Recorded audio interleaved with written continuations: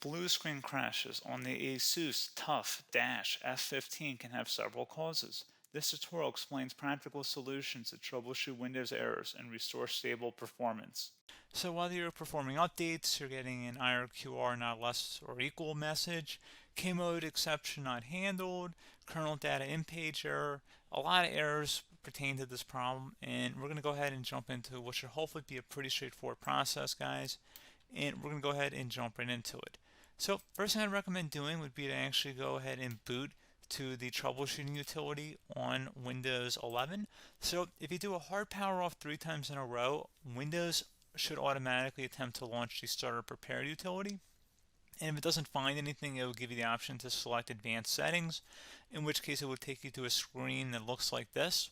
Now, if it does not take you to a screen that looks like this, or you're unable to get to that, you can also download the Windows 10 Media Creation Utility, or Windows 11. They probably will make a creation utility for Windows 11 at some point.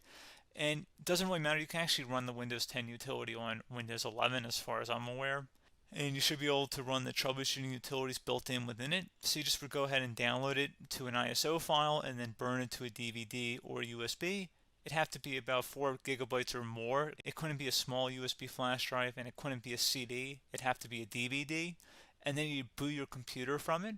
So depending on the computer manufacturer, you'd have to tap a different key on your keyboard in order to launch that menu, in order to select what boot drive you want to go off of. So it could be anything between the escape key, F2, F8, F12, for example. And those are the function keys on the top of your keyboard.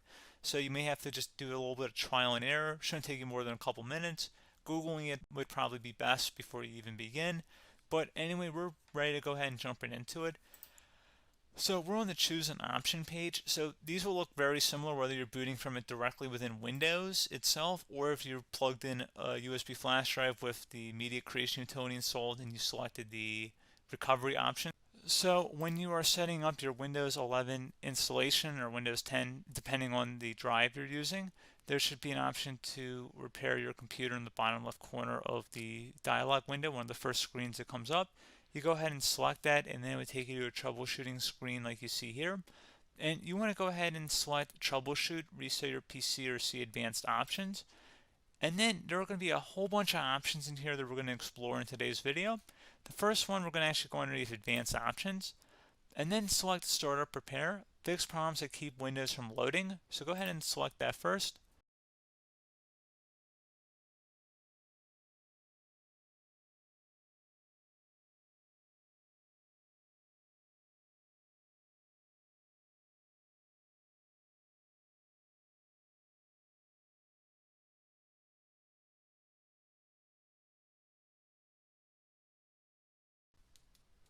Okay, so you can see it could not repair our PC.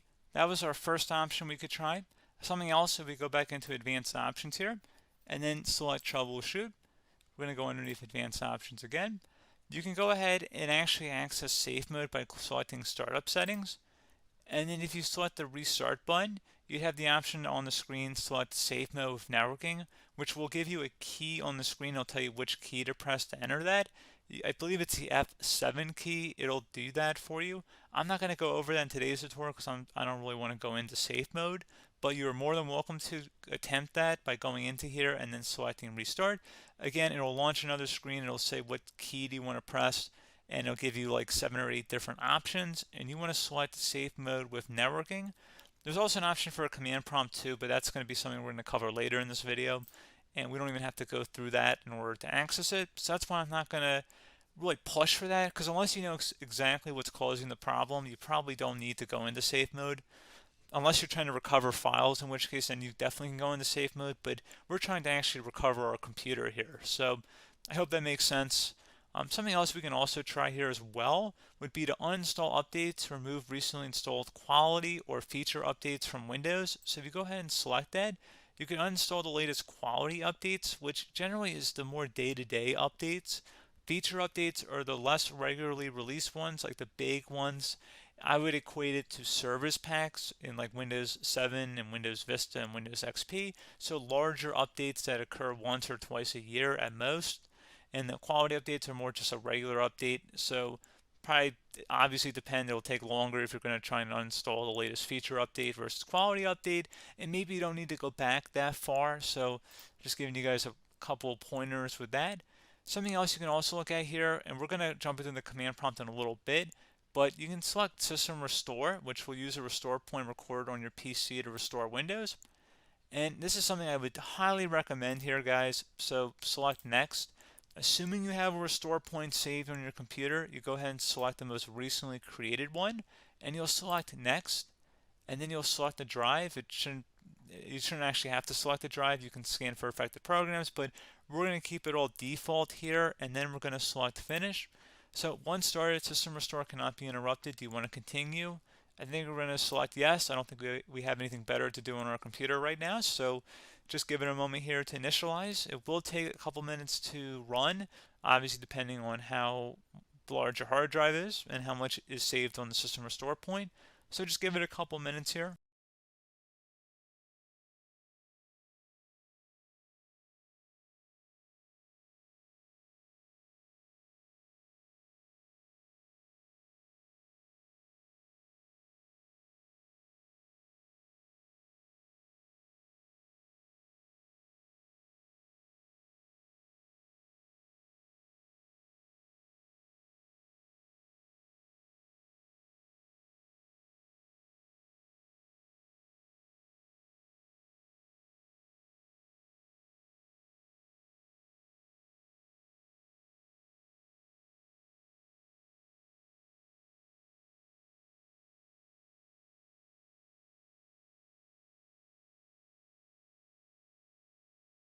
Okay, so you can see System Restore completed successfully.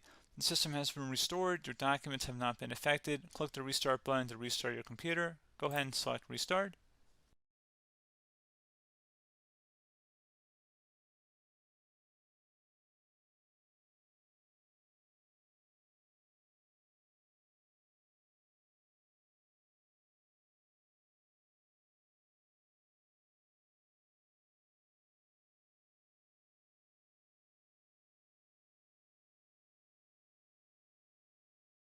Okay, so you can see the system has been restored successfully. We're going to go over a couple different methods in addition to that if that did not work. So I'm just going to pause the video and we're going to start back on the recovery screen that we started with. Okay, so a couple other things we can try here too. If you go back into Troubleshoot, you can select Reset Your PC, let you choose to keep or remove your personal files and then reinstalls Windows. You can select to keep my files, which will remove apps and settings but keeps your personal files. You can also select Remove Everything, which will remove all of your personal files, apps, and settings. So this is more of a factory reset, the second option here. First option, it should not delete all of your personal files. However, it will pretty much clear most of your programs. And keep in mind, there's no guarantee that your information, number one, is even still available and easily recoverable on your computer to the point that you actually would be able to recover anything. And the second point is that there's always a chance that it won't actually recover and it will just do a factory reset anyway. So there's no guarantee that actually would keep your files anyway. So I would recommend trying to get a recovery tool and backing that up first before selecting it anyway. But again, those are a couple different options. And then something else you can try here if you go back to the choose an option. Another option, if you go underneath choose an option and select troubleshoot, advanced options, and now select where it says command prompt.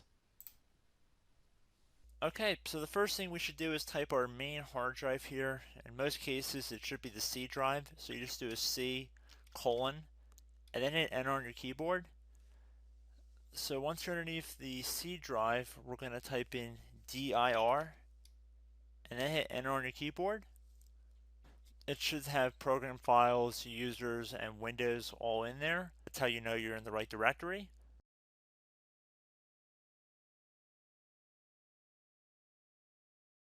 In some cases, it might be the D drive as well, so just keep that in mind.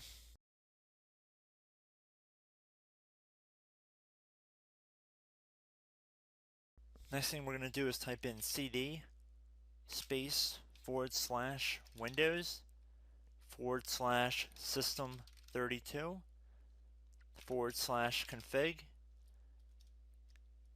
and then you're going to hit enter on your keyboard.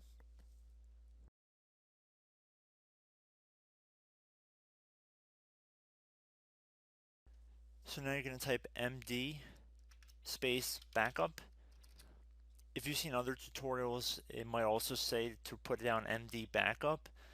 That's because the backup name is pretty common when you want to back something up. So you can name this whatever you want, doesn't have to be backup. So if you've already made a backup folder in the past, you could do backup 1, for example. So once you're done setting the name you want the backup to be called, hit enter on your keyboard again.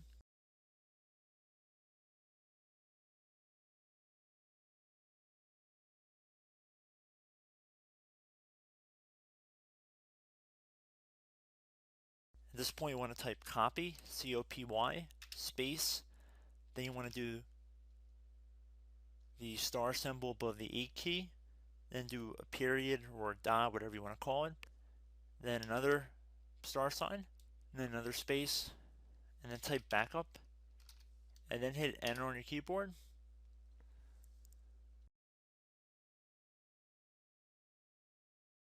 Now you want to type CD reg back, R-E-G-B-A-C-K, and then hit enter on your keyboard.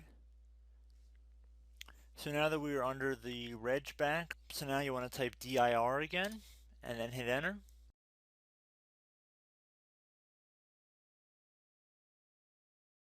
So now at this point we're going to type copy again. So copy, space, star sign,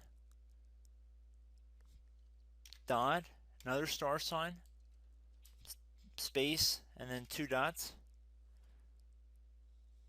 So we're going to type copy, space, star sign, dot, sign, star sign, dot, dot, and then hit enter on your keyboard again. So for overwrite, you want to overwrite all.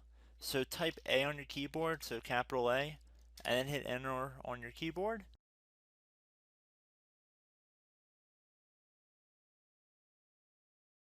So at this point, you should be good to go. You can close out of the command prompt window. And if you accidentally continue to Windows 10, you should be all set. So I hope one of these 3 or 4 different methods we went through in this tutorial helped you guys out. Again, I'm not sure if you guys heard me earlier, but try to go back into your safe mode if possible and uninstall any programs you know might be conflicting with the Windows startup if you can get into safe mode. So just keep that in mind. Something very simple like that could be blocking up everything. So again, I hope this tutorial helped you guys out, and I will catch you in the next tutorial. Goodbye.